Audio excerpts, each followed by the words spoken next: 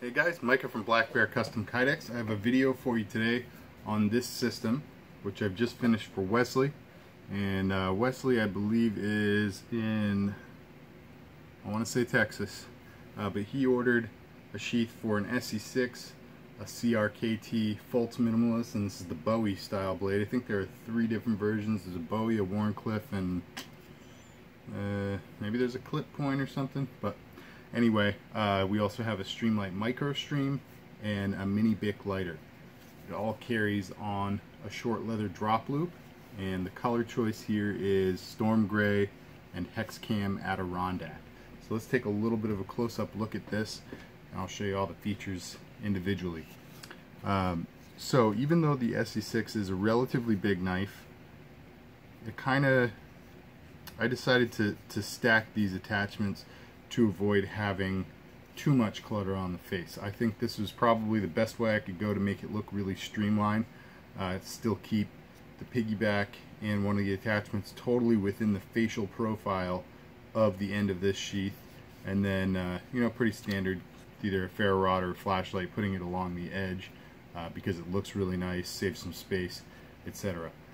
So this thing came out really nice. I'm super pleased with it, and yeah, I thought you guys might like this as well. For those of you who are either unsure of what it is or on the fence between a drop loop and a dangler, let me show you what a drop loop actually is. Actually, I have another sheet that I'm about to do a video on, and that has a dangler, so let me show you the difference. Alright, so you can see drop loop here, dangler here, and the big difference obviously is that this one is directly attached to the sheath.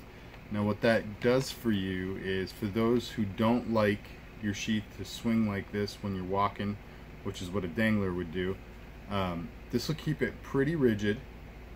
You're not going to have a lot of motion, but at the same time, if you do snag on something, or if you sit and hit it against whatever, this does afford you the flexibility, so you don't have to worry about it creasing or breaking or whatever.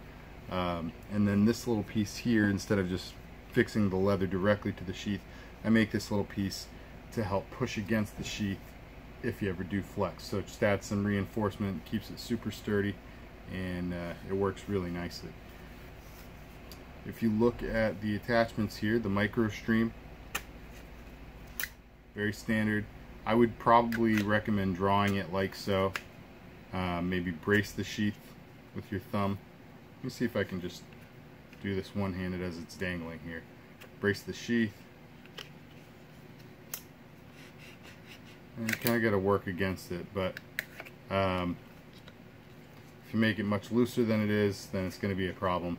So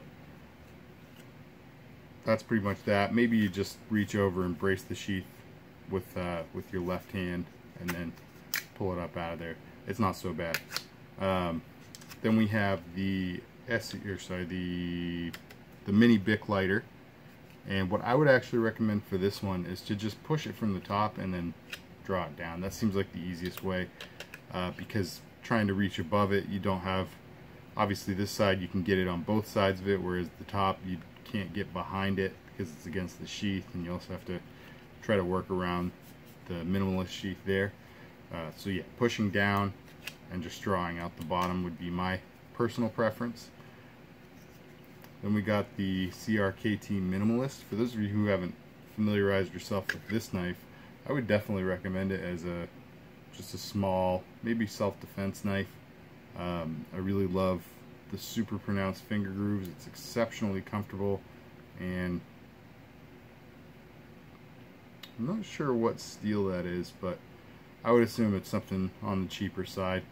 But if all you need it for is slicing open an occasional box and defending yourself in an emergency, this will do the trick.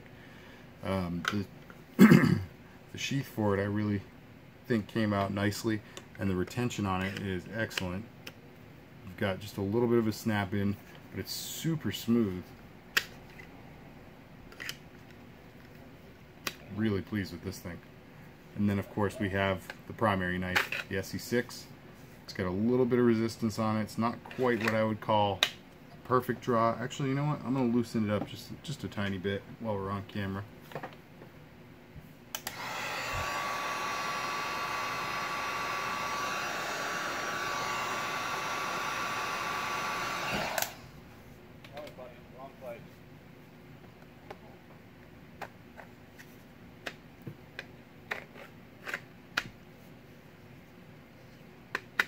Alright, there's just a tad looser.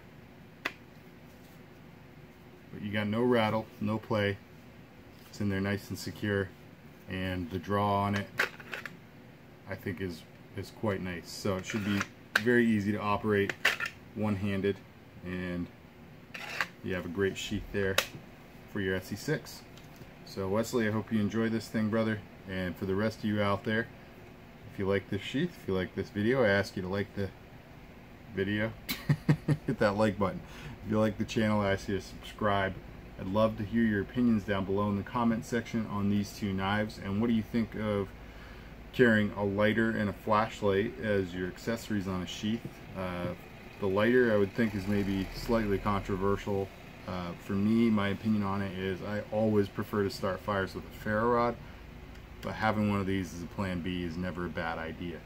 And then, of course, I'd really love your opinions on the ESEE6. This is possibly the flagship knife of ESEE.